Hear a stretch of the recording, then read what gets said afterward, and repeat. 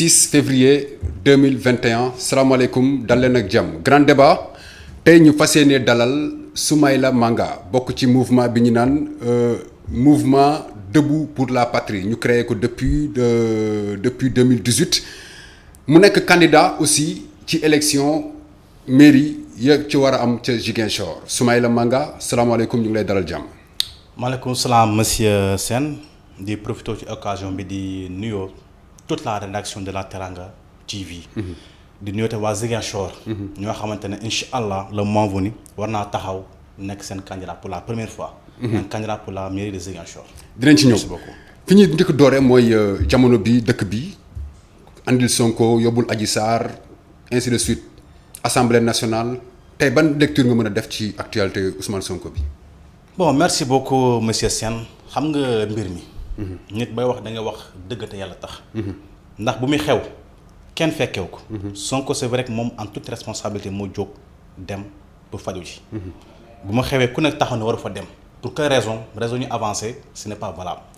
mais lu ñu mën a wax mooy point de vue boo jël pour àtte da nga Sonko dafa set muy diine bi dañ wax déjà kilifa diine yi booy àtte njaaloo da ngay am 4 seede yu ku nekk jóg woowul moroom ñoo fekk ku góor ki ci kaw ndaw si. benn la nekkuñ ci dëkku. non exemple la wax rek. point par point boobu premier point de vue la. deuxième point de vue ci wàllu yoon. dans tout crime il y a 2 éléments essentiels. et fondamentaux le lieu du crime et l'arme du crime. lieu du crime fu mu xewee ñëpp a témoigner ne xewu fa amu fa. ba gis nga sax collègue am dafa taxaw mu ne kooku da ko proposé 100 000 francs pour mu noppi. ak lépp du fa xew. ak les contradictions. beneen élément mooy l'arme du crime parce que xam ne saa yu amee viol daa am lu ñu wone comme preuve ne lii viol am na. du certificat médical bi du lu ñu fa fekk ak leneen te amuñu fa exemple yoo xamoon ay nit yu siiw fekk fa ay préservatif fekk ay sperme ci siyaada ba leneen buñ bind naa ci donc amul benn élément bi wone Sonko daa violé pire dañ gis ne il y a ce qu'on appelle le parti au pouvoir derrière tout ça ou la coalition donc mooy wone il y a la thèse du complot. moo wax na ko démb dès lors que les enquêteurs xool gis nañu il y a benn bokk yaakaar ci dossier bi ci la arrêté les enquêtes et c'est fait à dessein. en tout cas dégg ñu le médecin l'avocat et tous ceux qui sont derrière te seen naataango Pape Sané da ko wax le 2 février bu affaire bi xewee le 2 février. fekk Adji Sarr porté ko plainte y a un bulletin de renseignement bu dem ci table ministre de l'intérieur. di wax ne Sonko a violé mais nu ñu ko xamee si l'affaire était privée. te le lendemain la kii porté plainte da gis nga lu fi xew te ñun dañ tàmm di am ay viol tous les jours. mais bu viol bi amee pourquoi moom la fille. demul ci ay mbokkam ñu taxaw ko. ku ko yor muy fanaan ci këram dafa liggéey pourquoi kooku yëgu ko. donc mooy woon depuis le départ y a la thèse du complot. mais thèse du complot boo xam ne da ngeen cee joxoñ baaraamu tuuma le président de la République alors que moom dégagé na toute responsabilité am. non gis nga moom. ku wax feeñ yéen nga fàttali bu affaire bi xewee dafa jóg mu ne bu ci kenn wax parce que xam na ku wax feeñ mais bu mu waxee man bind naa il a lâché 2 bombes. fan la waxee loolu. RFI. non bu mu waxee loolu dafa bind message waa benn bokk yaakaar ñu génnee ko. message ban la. non bu mu ne salut chers membres de benn bokk yaakaar je vous demande de ne pas se prononcer sur l'affaire Ousmane Sonko car c'est privé. ok bu mu soog a xew mu dem ba ci biir. mën ñu noppi parce que lan la thèse de complot mi ngi dem di feeñ léegi ñoom ñoo def ko affaire d'état lever la gendarmerie la police ay moyens seen journaliste man ñoo woo du ay journaliste parce que ñoom ñu ngi taqal seen liggéey day sa xale ñi ngeen di woo ci réseau les journalistes dégg nga jël assemblée paraxee ko violer la loi violer procédure def leen neex dégg nga dem nekk léegi avocat. mais est-ce que du journaliste bu wax loo xam ne arrangé wul parti Pastef rek gars yi jiñ la ni da ngaa bokk ci mouvance présidentielle bi. man bokkuma Pastef wax naa la élément yoo xam dafa seetal Ousmane Sonko. ok malgré ça ñu continue. te il y a un passé récent Cheikh Bamba Dièye bi nga ko convoqué à la DIC dafa taxaw man kenn levé sama immunité parlementaire mais dossier ba te kenn waxu ci. exemple Moustapha Niasse gis jamono waat bu mu taxawee jiñ ko 5 milliards Sonacos yi mais dañ dem ba ci biir mu ne ce sont les journalistes qui ont déformé mes propos fa lañ arrêté la procédure. Mais pourquoi Sonko malgré la violation de la procédure de la loi du règlement intérieur et tout mais ñu tey ñun dem lever immunité parlementaire. parce que ñoom jàpp na c'est l'occasion rêvée à ne pas rater pour Saliou Sonko wala. mais ban intérêt la ciy am. non xam nga sama ji gis nga Macky Sall ni koo xamante ne dafa jàpp Sénégal comme ndono parce que gis nga c'est ça aussi Wade wax na ko nit koo xamante ne xaalis ak nguur xajul sa bopp soo ko joxee day dof dafa dem a jàpp ne moom dafa ñëw en tant que président pétrole ñëw gaz zircon ak leneen mu jàpp ne loolu kenn waru ci bénéficier bay tabax Sénégal moom moo ci war a toog def lu ko neex séddale xam nga comme alal wax da ko doon te Sénégal alalu ñëpp la bu fekkee mérite kese mais moom du nekk président ñu ko gën a méritant ñu ngi fi ñu ko gën a valeureux c'est parce que dañu nekk système boo xam ne système waat day jël ku ko neex jox ko ay poste xam nga dugg ci yoo xamante après day dem ba nga xamante ne comme ni waxee malin à malin et demi jaay muus ba yàlla gis koo xamante ne da nga ko doon xeeb mu teg ko sa kaw loolu moo indi Macky Sall au pouvoir donc ku mel noonu bu ñëwee au pouvoir ay complot rek lay yoree nguur yi d'ailleurs yéen a ngi fàttali bu mu amee deuxième mandat dafa taxaw mu ne nekkatuma si ay njiw njaaj léegi damay dem dialogue pour auditer le fichier électoral et évaluer le processus auditer le fichier électoral et évaluer le processus démocratique moo indi dialogue bi mais mu dem ba ci biir xam ne mais bu demee day ñaaw wala bu mu koy wax gëmu ko dafa nax nit ñi. mais tey mooy indi lii intérêt mooy lan xam na Sonko 2024 da koy gagné premier tour il a la prédiction des urnes te loolu ay chiffres mën na la ko joxe man. mais rien ne prouve cela. non xam nga sama. alors que 2024 moom xam nañu du nekk en candidat aussi. non sama ji yow yaa jàpp Macky du nekk candidat Macky lu muy doxalee nii day wane Macky mi ngi jëm ci 3e candidature. mais dara prouvé wu loolu. non ay fait ay gestes. da nga prouvé comme moom mi ngi ko laaj est-ce que dina nekk candidat daf ne nii wii nii non. waaw benn. deuxième bi ku wax Macky mën na nekk candidat du la wax dara. ku ne Macky mënu nekk candidat comme ay Moussa Diop ay mu tudd encore ban xam nga ne Fanta ñoom Diakhaté ñoom Fanta Madi et cetera ñooñu mu jël dàq leen mais ay fait yooyu noonu day won ne Macky dafa bëgg a toogaat nekk candidat pour 2024. mais est-ce que ñu génnee si parti bi est-ce que du ñooñu tamit dañoo teggi waxu seen waxu kilifa comme bii nii comme nee nga léegi daf lay yónnee message ñoom ñëpp ne bu ci kenn wax mais kenn waxu ci si ñoom ñëpp a noppi. dégg nga Maodo Malick voilà wax na gëm sa bopp. dégg nga Pape Sagna Mbaye wax na ci. ak keneen ak keneen wax nañu donc loolu parce que lii dafa doon jéem a xam ne ku wax feeñ parce que dañu foog ne affaire day yomb. parce que section de recherche bu muy envoyé Sonko convocation pour mu dem wuyu le 8. jàpp nañu résistance bi du am. da ngay patamee dem jàpp ko def mandat depuis mu jeex loolu ngi foog. mais dañu fàtte ne boo def complot tëj ak nit ci néeg di wax di yàq da ngay fàtte yàlla mi ngi seen biir. yàlla mi ngi seen biir moo tax ñu fàtte ne yàlla mi ngi seen biir témoignage femme bi ñëw Aïssata Ba kenn la gendarmerie def dem affaire bi dépassé ko. d'ailleurs seen collègue wax na ko nee na gendarmerie ni ñu liggéeyee bi nga ko toppee da nga xam ne vraiment tout n'a pas été dit parce que à la gendarmerie. boo demee yaa ngi un carnet de déclaration te njëkk a wax lépp bind lépp lu ñu wax. ba pare soog a tapé su machine publier ko def ko rapport. mais nee si carnet de déclaration lu ñu ci wax ak lu ñu génnee.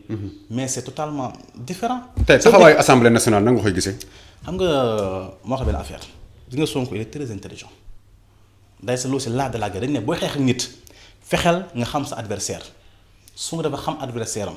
loolu daam benn théorie sa chinois bu ko jàngale woon booy xeex nit fexe nga xam sa ennemi dafa xam ennemi am depuis le départ dafa wax mu ne si mon immunité parlementaire est levée et que les procédures sont respectées si on lève mon immunité à 9h à 9h05 je répondrai à la convocation parce que dafa leen piège xam ne l'assemblée boo xamante ne ñoom ñooy majorité la majorité mécanique c'est une machine programmée à violer les procédures et les lois ñoom dañuy programmer comme machine sa ordinateur bu ñu jël nii da nga ko programmer mu ñu jël rek di transmettre ñoom ay machines yoo xam Macky moo leen programmer ñu violer procédures et les lois moo tax gis nga ko dañu violer procédure depuis commission ad hoc dañ ne 11 membres la def. ñaari démissionné au lieu ñu remplacer ñaari mais ñu continuer violer la procédure gis nga tey te ñoom dañu waxoon benn affaire il faut que témoins yi l'accusatrice le transporteur. L'avocate, le médecin et tous ceux qui sont derrière nañ ñëw ñu déglu leen pour faire manifester la vérité ñu bañ ñu laaj na les pièces mooy pièce d'audition ak leneen ak pièce médicale bi ñu ne non nekku fa ba tey gis nga tey léegi-léegi ñëpp wane ko ci rapport bi bu ñu levé immunité ba pare la ñu wane ne pièces yooyu ñu ngi ci biir dossier bi te député assemblée bu ñu fa nekkee dox ñu le dossier seulement dañ leen di permettre ñu feuilleter après ñu delloo ko mooy assemblée li mu la wax rek c'est une machine programmée à violer les procédures et les lois kenn xaaruñ ci ñoom dara day soog wax na ko démb nee na quoi qu'il en advienne demain ça ne m'engage pas mon immunité parlementaire reste intacte ba tey moom immunité am jàpp ne ba tey mi ngi fa. ñoom la concerné léegi nag fu mu toll nii ñoom c'est clair jàmmaarloo la jaaxaarloo ku ne ak ses moyens yor nañ police gendarmerie ak lépp ñun nag man bokk ma Pastef mais man je me retrouve dans les idées de Sonko et le combat de Sonko donc ñun tey suñu combat mooy résister. résister c'est-à-dire appeler les gens à la violence. am nga résister violence boo xool xam nga résister mooy boo amee la neexul am nga possibilité taxaw ne man ànduma ci. faire bloc par exemple tey man ak ñu ma àndal ak ñeeñe mën nañ xëy taxaw ñe dañ convoqué Sonko demee ñu dem taxaw bunt këram ne kat du dem. loolu mooy jàmmarloo rek. ne ñoom bu ñu ci wooyee mais nous sommes obligés de ça la légitime défense d'ailleurs moo xew le 8 mars dañ ne xale dañoo toj dañoo yàq xale tojuñu xale ñu def mooy légitime défense parce que ñoom dañ taxaw ne ñun nous faisons bloc pour défendre notre candidat notre leader Sonko ñoo fekk ne sànni la grenade lacrymogène dal seen kaw. donc les gosses étaient obligés d'exercer ce qu'on appelle la légitime défense donc tey ñu jàpp les 33 yooyu ñu jàpp noonu à la place ñu fa nekk mooy le procureur Macky Sall moom ak ñu mu àndal ak les policiers seen chef ñu joxe ordre ñoo war a nekk à la place de 33 dañoo ci gouvernement bu normal dañoo waroon tànn 33 responsables si ñoom ñu remplacer boo yooyu noonu loolu mooy yoon mais pas ñu tey ay innocent yóbbu leen foofu noonu. d'accord loolu la réalité. tey moment bi ñuy wax loolu yëpp moment boobu la ñu promulguer affaire vaccin bi mais boobu ak léegi aussi dégguñ kenn si yéen koo xam ne mun na jàppale gouvernement bi par rapport ak ces vaccins là. non xam nga vaccin avant vaccin il y a le coronavirus ñun dañ jàpp benn affaire le coronavirus existe bel et bien. mais ñun lu ñu wax mooy toute pandémie a son foyer ñun bu ñuy palu du rey fii nii presque 400 000 éléments ñu muy jàpp ma 200 000 par année ñoom Europe xamuñu luy palu bu Ebola di dem ay am Guinée Conakry. Libéria ak feneen Sierra Leone ñun yëguñu ko. donc le foyer du coronavirus du Afrique Sénégal du bon donc feneen la mais dañu indi son appel le corona fen. le corona fen. corona fen corona mensonge.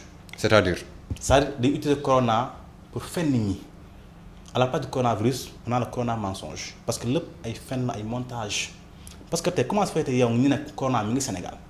ngay organiser ay manifestations ay ngénte ay jabaram. mais loolu population bi la. dama ne gis nga jabaram mu dem ngénte. kan jabar Macky Sall. Marème Faye. ban ngénte la dem ci coronavirus bi yow tamit. dama ne gis nga fii ñëw nag ci photo ay ngénte muy tàccu di fecc ak kenn xamul. non loolu avant ay anniversaire ñëw la. dama ne lu bul fàttali le coronavirus a commencé le 2 mars. waaw ça fait presque bientôt un an. waaw. dama boobu noonu. non mais Marème Faye Sall mënul am irresponsabilité boobu tamit di dem ci ay xew. nañu wax dëgg. loolu ma boo paree nga tàppe foo mënta réseaux sociaux yi nga tàppe ci YouTube tàpp fi nga gis ay images. mais ay images yoo xam ne yàgg na. non quand même si biir. non c'est que bu jàmmaarloo nit la ba koy takkal leneen affaire. di ma wax dama ne loolu ça existe bel et bien ay anniversaire ñu ngi koy organiser dégg nga gis nga bu mujj bi rek mooy PCA kii du mutuel autant pour moi maa ngi wax kii mutuel maa ngi def promotion sax mooy Sénélec. ci biir deuxième vague bi da def organiser une manifestation ba muy wax ne chaque année le directeur day am possibilité recruter 300 employés. te moom bu gagné woon zone am Macky na ko def directeur ba mu mën a recruter 300 000 emplois. ak leen ñu ngi def ay manifestations respect des mesures barrières. donc fa la problème bi commencé ba ñu ci vaccin yi te vaccin ñu koy conceptualiser est-ce que dafa adapté wu ak ñu suñu réalité. c'est-à-dire xam nga en Europe par exemple. daa am une fiche sanitaire pour chaque patient numériser ko actualiser ñu xam kii lii ak lii moo ko daal ñu xool est-ce que le vaccin est compatible avec la personne son organisme. mais fi amul. mais fii de dañ lay laaj. lu ñu laaj yow déjà yow fii. il y a des questions bien sûr. dama ne déjà fii en Afrique au Sénégal boo jëlee 4 personnes kenn ku nekk ba dem hôpital da nga fi jëlee feebar lu ñu naan les maladies nosocomiales hôpital yii nga fi nga fay dem 4 bu fa duggee kenn dafa jëlee feebar lu la ñu wooye les maladies nosocomiales 25% des gens qui entrent à l'hôpital dañu fa jëlee feebar ñu koy les maladies nosocomiales.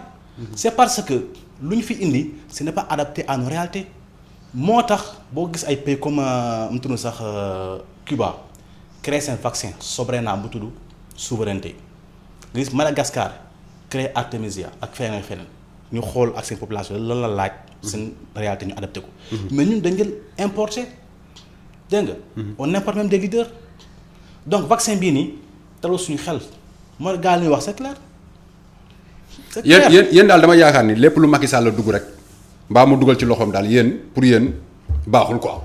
Macky moo ñu woon lu baax Macky mus ñu woon lu baax Macky ministre de l'intérieur moo voté sans pièce d'identification sans carte électeur mu def le forcing Macky moo waxeet Macky moo fa lu mu def woon ñu lu baax moo tax mu ñu ko gëm te nee nañu ku njuma rey sa maam boo gis lu ñuul daw kon nu ñu koy gëmee du nga gëm. kon yéen gëmoo leen vaccin yi tamit. man vaccin bi man gëmuma ko man ça m'engage man gëmuma ko ba bis ma gis lu leer. gis naa sax yow kay waxuma la vaccin yi rek même corona bi sax da nga kaa gëmul. mais yow sa koñ gis nga ko palu yow est-ce que gis nga corona. gis naa ko kay. foo gisee. gis naa ko sama copain ci moom dal na ko. sa copain loolu kay moom dañuy waxante dëgg rek. wax nañ ko yow yan élément mu lay wan ne loolu lépp lu ñuy wax mooy manifestation corona soj yàgg na fi bii bi daw yàgg na fi lépp yàgg na fi. donc boo jëlee nga xool lu fi yàgg am fi nga li nga manifestation corona. mais yow li ngay wax nii sax délit la kan ci Covid am corona am di dal nit ñi di dee nga ne yow amul. man laa wax man dama ne man ni nga ko waxee au Sénégal l'ampleur bi nga ko waxee amayul noonu c'est clair ampleur bi nga ko waxee nii non am na nii et cetera man gëmuma ko noonu je sais que le corona existe bel et bien mais l'ampleur bi nga ko waxee man gëmuma ne am na loolu ça m'engage. mais loolu ak responsabilité bi ñuy toll yow nga bëgg nekk maire ca Ziguinchor. mais un responsable ne parle pas comme ça. dama ne qu'on se dise la vérité aussi. un responsable ne cautionne pas les mensonges et les pratiques politiciennes. mais kan moo fi cautionné ay mensonges. man du ma cautionné. kan moo cautionné ay dama ne man du ma cautionné parce que man dama jàpp ne fi ma dëkk c'est le Sénégal en miniature fi ma dëkk ma dem Ziguinchor passé ma dëkk mais man je ne vois pas corona damay dégg jàpp ni ne am ngeen corona def nañ ko c'est pas mise en quarantaine ñu ñëw ñu ne dara daluñu dañoo yóbbu rek jàpp ñu et cetera man 26 fi ma dëkk am nañu jàpp ne dañ ko benn kër côté jàkka ji mais avant ñu leen yóbbu man agence immobilière laa yor dañu ñëw ba sama agence ñooñu 2 jours avant sama agence mais bu fekkee am nañ corona kay war nañu mën a waal. te bu ñu yóbbu dañ dem ba foofu waa koñ bi génn ñu kër ñëpp am corona ñoom fu ñu nekk noonu quarantaine ñu def ay vidéo yoo nekku ñu ne ay fen la ñoom dara daluñu 26 man sama koñ.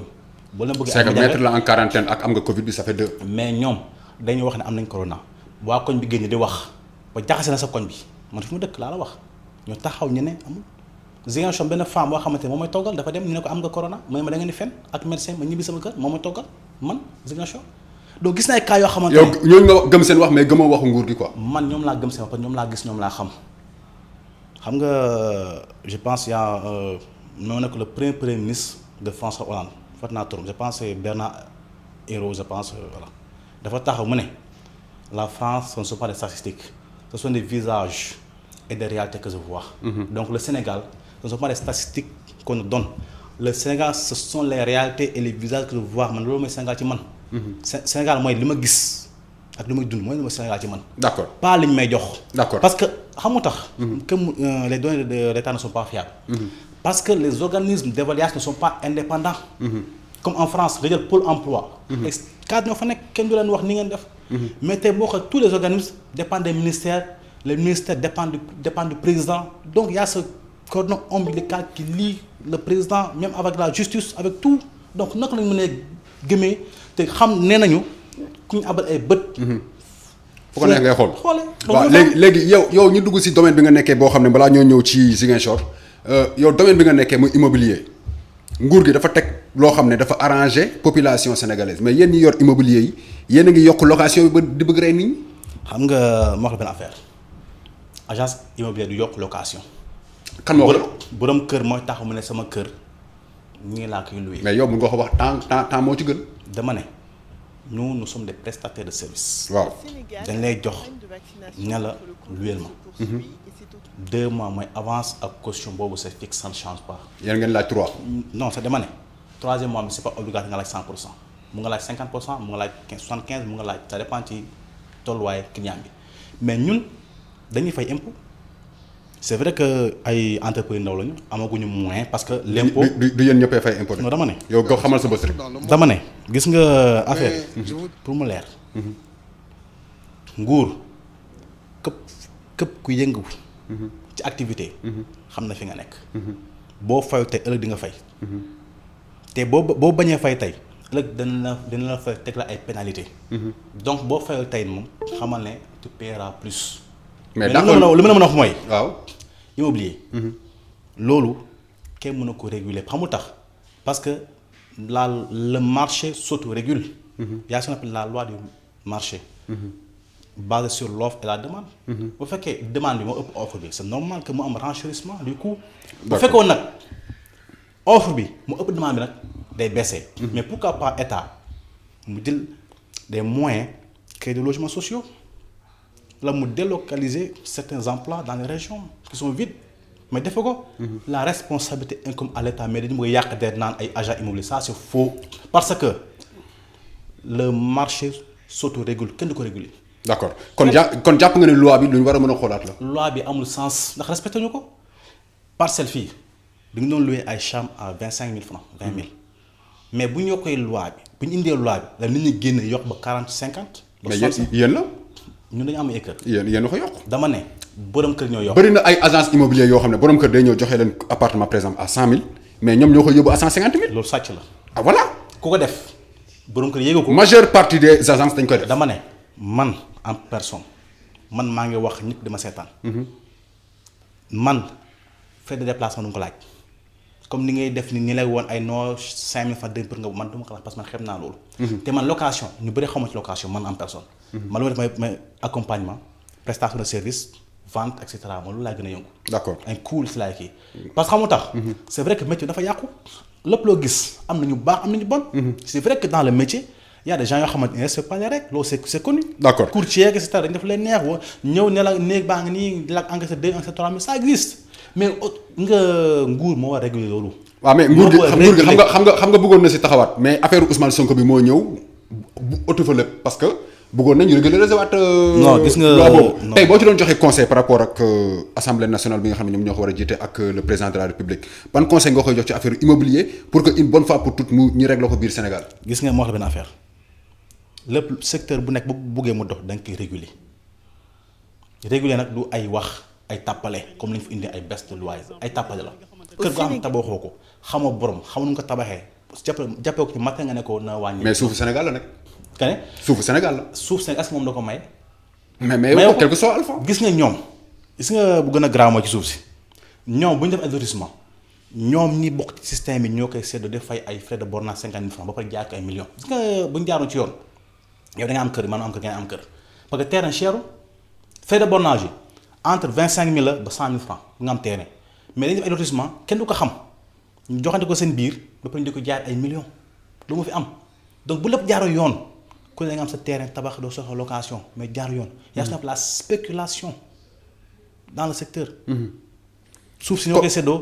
ñoo koy xam jox ñu conseil pour gouvernement bi par rapport ak baisse de location bi Sénégal. baisse de location loolu mënul nekk xam nga lu mënul nekk mooy mu multiplier l'offre parce que le marché s'autorégule comme ni ko réguler. nous sommes dans un système capitaliste. d'accord bu ñu demee ba xamante ne ñoom dañ créé comme 100 000 logements ma ñu waxoon. dañuy wax ay tawféex. xam nga jam ñaajo bu ñu ko defoon fii mooy mu tudd encore sax mooy le cité de l'émergence. bu jaaroon ci yoon ñu joxe ko à moindre coût ñëpp mën ci am bu waa nag borom kër ñoo dem di wëri locataire. d'accord dans ce cas nag baisse prix des wàññi nee naa fii néeg 25 millions 26. léegi terrain yi fii xam nga ñaata la woon 26 par exemple man 26 laa dëkk terrain yi xam nga ñaata la woon. ay 6 millions 3 millions 4 millions. mais léegi 30 ba 40 millions ba 50 millions lañ koy jaayee. benn nekk ngeen koy loué 50 000. dama ne terrain laa wax de. ñu ngi ko jaay à 6 millions dans les années 2000. d'accord 3000. d'accord 2000 2003. conseil bi nga mën a jox gouvernement bi mooy pour ñu wut logement sociaux yi. nañu mu gën a bëri benn. d'accord benn la.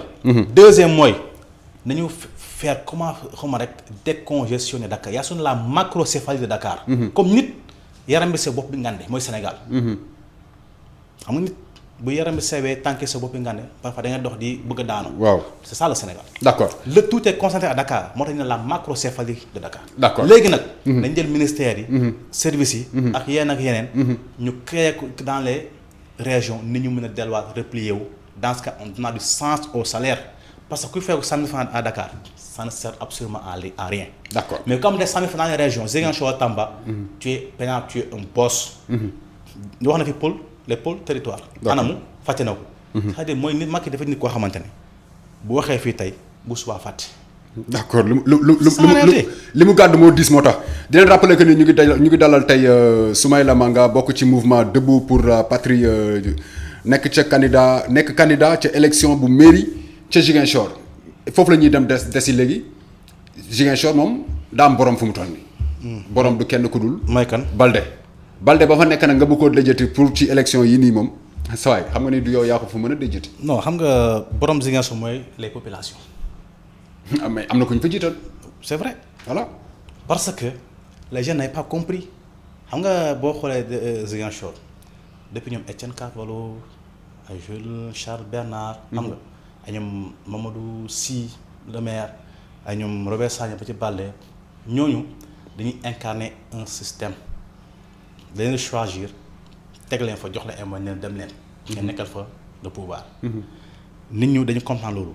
ba tax ne léegi ñun la jeunesse dañuy jóg ñu ne pour la première fois day am ay candidats yoo xamante dañuy jóg ñu ne ñun nous sommes des candidats des Ziguinchorois pas des candidats imposés aux Ziguinchorois. léegi na nga Balde il est le maire de Ziguinchor. kenn du ko bañ. mu defal liggéey bu am solo tamit. non Balde moom mooy le pire maire de l'histoire de l'Afrique et du Sénégal. waxu politique rek ngay wax. non la réalité laa lay wax. Balde moo xam te boo ko woowantee nga ne ko def ma bilan mais non l'État a fait il ne sait même pas la différence entre la mairie et le pouvoir central tey boo ko woon fi nga ne ko defal ma bilan xam nga lay wax l'État a fait ceci les 15 kilomètres de Promoville le centre xam nga de Tridalan bu des vidange c'est-à-dire moom xamul sa la mooy compétence am c'est le pire maire de l'histoire du Sénégal. xamul sa compétence mais ñaata at la Balde nekk ci administration nga ne xamul compétence am fu mu toll. boo fa nekkee te xamoo y avait un débat entre lui et moi boo demee nga xool dafa taxaw mu assainissement de compétence am ma ne ko monsieur le maire yow xamoo lu tax lii moo tax xamoo dara lii moo tax defoo dara parce que xamoo lu tax Sénégal Ziguinchor teg la fa parce que moom dafa jàpp ne nekk maire mooy pare na ay soirée xawaare nawetaan ay fecc ay danse ay lutte c'est ça sa compétence mais Balde amul benn projet bu mu lay wane ne bii maa ko fi teg sauf des cas exceptionnels mooy comme la coopération décentralisée avec les 1500 lampadaires de la Finlande sinon day yow mu ne non état def na lii état def na lii. est-ce que ni moom moo boosté état pour état def loolu. ni loolu c'est pas sa compétence mooy lu nga ko jagleel à travers le code général des collectivités territoriales ba pare moom mu am un budget. dafa taxaw mu def naa lii ak sama budget lii ak lii c'est ça un maire. mais taxaw nga ne état lii di def chantage wala nga dem aliéné wu auprès de l'état mais loolu ñu ko def mooy le candidat benn bokk yaakaar authentique ñoo ko war a def ñoo war a taxaw ñu ne ñu suñu président moo def nangam ndax ñoom am na le patron à Ziguinchor. mais Benoît Sambou ak ñeneen ñu fa nekk. ñoom Ibrahima Mendy ñoom Doudou Ka ak ñeneen ñoom ñoo fa représenté de Macky Sall. est-ce que du yow mi loolu ngeen bëgg sax pour dem duggi fa parce que parti politique yi bëri ak mouvement yi bëri instant bi dañuy ñëw créer benn affaire rek juste pour ñu woo leen après ci biir parti bi. non gis nga man 2014 ba tey ak ñi mu àndal ñu ngi xeex dafa genre proposition bu ne ñun luñ gëm mooy lenn suñu wërsëg yàllaa ko yor te incha allah dañ koy jot moom fekkee suñu néeg la ñu fekk mu ñuy nelaw loolu lañ gëm la. yaakaar nga ni élection locale dina am ren. non élection locale man gëmuma ko xam nga tax y a tout un processus parce que l'évaluation du processus électoral et loolu du fichier électoral dafa war a jël 120 jours. on est au mois de mars presque boo jëlee mars avril mai juin daa ngi ci nawet. élection mën a am.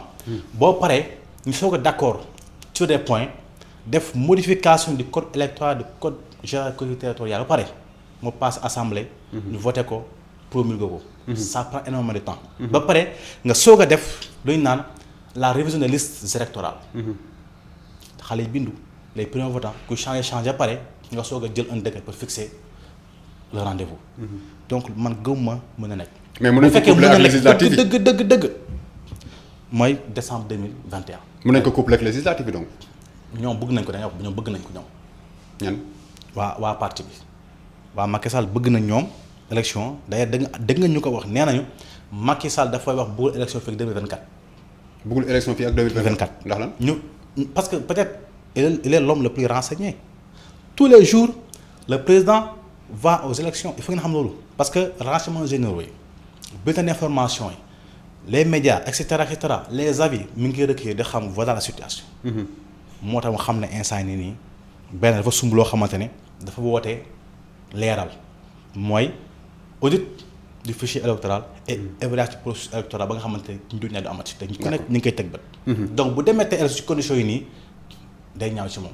moo tax nag instant mi ngi indi ay diversion affaire Sonko. jël ay nit yoo xamante ne ay xale yu ndaw di jaxase réew mi. affaire Adji Sarr affaire xam naka Sow Diary Sow yoo xamante depuis le départ de France taxaw ne Adji Sow comment ça Diary Sow est partie d'elle-même. Adji Sarr nee dañ ko violé naka mbokkam géré ñu bàyyi ko Diop Isaac dinañ ko fii am na doole écoleur am doole Cheikh Yérim Seck am na doole. est-ce que bu ñu ko jiñee ay viol est-ce que dañ mobiliser l'état. sax jàng dégg ay viol. yaa ngi sa benn mineur bu nekkoon fële turu sax Arabie Saoudite ñu indi ko mais est-ce que dégg nga ñu am ampleur bi nii parce que bii dañ jàpp ne c'est l'occasion rêvée pour divertir les Sénégalais. ba duñ tal élection locale. d'accord duñ tal leen. d'accord donc gis nga Macky Sall. na xam ne Sénégalais yi ñu ko sëriñ waxee ñëpp a tëdd mais kañ nelawul. d'accord ah malin et demi voilà. fi may jeexlee ak yow benn laaj mooy fan la Sénégal jëm fileeg élection 2024 comme ni ma la déggee nga wax nii est-ce que tey am na benn message boo mën a lancer jeunesse bi lancer ko Sénégalais yi ñun ñëpp parce que dañoo war a toog nag ci dal réew mi waruñ koo mën a tàlle. non xam nga dal ku ñu jiital moo war a indi dal kenn ñàkkul fayda bañ lay fekk ba sa biir kër di la toroxal du man du Sonko du yow du keneen. nit am na fooy toll dee moo lay gënal lépp te jeunesse fa la toll. Macky dafa diggu 500 emplois def ko xale yaa ngi dee ci géej gi dégg nga chiffres day waxatuñ ci ñu ngi toroxal ay gor Macky président boo xamante ay day fekk ay gor rek dina toroxal Khalifa Sall ñu ne à l'âge de 11 ans la commencé politique Karim Wade Imam Ndaw les prisonniers boo fa bayoot dégg nga ni policier di dóor ay nit di leen toroxal. mais di ngeen ko nangul benn affaire que mu ngi def ay résultats yu am solo ci jàmmu Casamance loolu moom loo bañ Samba nangul ni Samba mën naa daw nag. bu fekkee yoo xamoo Casamance ma wax la ko. ah déet wax nañ waxante dëgg rek. gis nga Ziguinchor 20 heures. fan yi passé rek xanaa gis résultats yi mu fa def. doyu leen loolu c'est la diversion ay Badion Boussolom ay yooyu cantonnement nga bu mu amee la ko nit ñi xam les vrais cantonnements Kaso à 9 kilomètres de Ziguinchor fa c'est Atout Badiane nekk yow xam nga ku nekk kan moo nekk chef Badion. xam nga Boussoum kan moo nekk chef bi ban rebelle moo nekk chef bi kenn xamu ko woon mais ñu xam mooy c'est Atout Badiane bu nekk Kaso à 9 kilomètres de Ziguinchor kii mu tudd encore sax Salif Sadio pourquoi déloger loolu dem dindi ay petits cantonnements yoo xamante c'est juste pour protéger seen air mooy anacarde bi. ak leur voie pour et cetera écoulé mu dem attaquer ñooñu mener la paix te Ziguinchor ma wax la ko à 21h wala 20h dañuy tëj à la sortie vers Boutout 7h nga génnaat comme tey bu amoon malade à Boutout laa wax de Boutout nga war ko indi Ziguinchor urgence xanaa ñu bàyyi la nga ñëw de mais dañuy teg ay barrages loolu mooy jàmm Ziguinchor pour dem vers la Gambie dañuy ériger ay barrages wala en panne ak feneen loolu mooy jàmm fu nekk am na ay barrages nocturnes. kon jàpp ngeen daa amul résultat quoi. Il n'y a pas de résultat parce que tey les journalistes qui devaient nous donner la bonne information defuñu ko la paix c'est une paix négociée c'est ça la réalité. D'accord. Parce que la paix suppose la libre circulation des biens et des personnes à tout instant et en tout lieu. Aujourd'hui à Ziguinchor. En cas de partout il y a ce qu'on appelle les no-go zones. D'accord zones yoo xam ne kenn du fa dem c'est la réalité. xanaa su bés boo leen jëlee mairie Ziguinchor bi loolu ngeen ci dox. Sonko wax na ko démb. nee na moom bu nga ko jëloon tey soxla dara ñu ne ko négocier la paix en cas ma dem wax ak ñoom wax na ko. donc pour régler cette paix là il faut être sincère sincérité mooy régler cette paix là parce que paix bu indi mooy injustice ba tey Macky mi ngi indi injustice parce que comme la Casamance ne doit pas avoir de bons leaders. nag les bons leaders yëpp dañ ne faagal. d'accord Émile Badiane en 72 accident. lu ko nit ñi waxee mort subite Oumar Lamine Badji. président conseil régional. en 2006. ñu faagaal ko. Sonko mi ngi tey ñu faagaal ko. donc D'accord. les mauvais leaders. prématurés. xamuñ dara immature lañ fa nar a bàyyi. D'accord. un bon leader pour la Casamance. D'accord. c'est ça la réalité. te ñun nag moom incha allah moom sans complexe. xeex bi. avant tout xeexu région la parce que ku nekk am nga sa base. D'accord. du affaire de régionalisme de. D'accord. affaire de base électorale la. d'accord leer. merci beaucoup Soumaïla Manga ñu ngi lay gërëm di la sant ñu ngi lay gërëm di la sant bu baax. merci beaucoup monsieur Sène et vraiment le directeur de bu ma tudd turam sax de la Teranga. et à toute la rédaction. di leen ñaanal nag parce que ni c'est important. ndax c'est pas évident à cette instant-ci. ñoo jox nit ñi ay paroles ñu mën a wax. parce que les médias sont très importants na leer. c'est vrai qu'il y a l'avènement des réseaux sociaux. mais les médias sont très importants. na leer parce que ce qu'on appelle les médias classiques. surtout digital yoo xamante ne ñoom ñooy permettre suñu communication gën a law. D'accord. donc leen ñaanal ngeen dem ba tollu fenn fi. te bu ñu fa toll bu ñu fa tolloo ce sera au profit de la jeunesse parce que yéen di nga jox parole bi la jeunesse. donc vraiment di la ñaanal di la sant di la gërëm te wax na incha allah ca kaw ca kanam. ñu ngi koy gërëm bu baax di ko sant di leen rappeler ni ñu ngi dalaloon tey seen grand débat Soumaïla Manga bokk ci mouvement Debout pour la Patrie donc di candidat aussi ca mairie bu Ziguinchor di leen jox dig daje incha allah beneen yoon ci beneen numéro grand débat asalaamualeykum wa rahmatullah.